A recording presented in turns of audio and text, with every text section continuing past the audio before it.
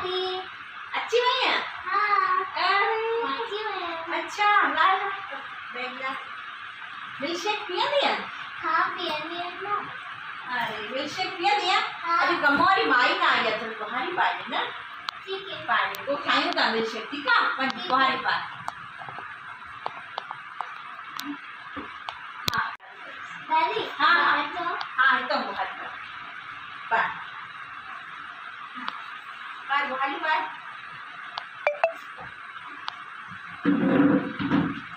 हाँ बाय को milk shake खाऊं तो ये तो भैया ने ठीक है। अच्छा ठीक है अब जल्दी से बना दो। हाँ और मेरा झाड़ू तो हो गया है बस। हाँ अब मैं यहाँ पे बैठ जाती हूँ। हाँ मैं खाना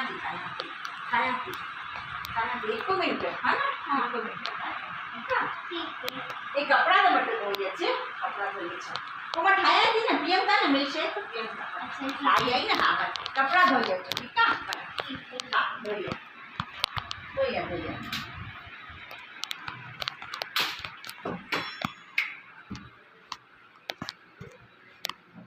अरे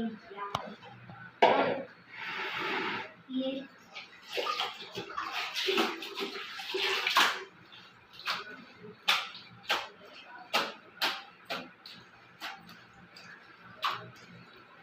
हाँ ये तो धुल गई।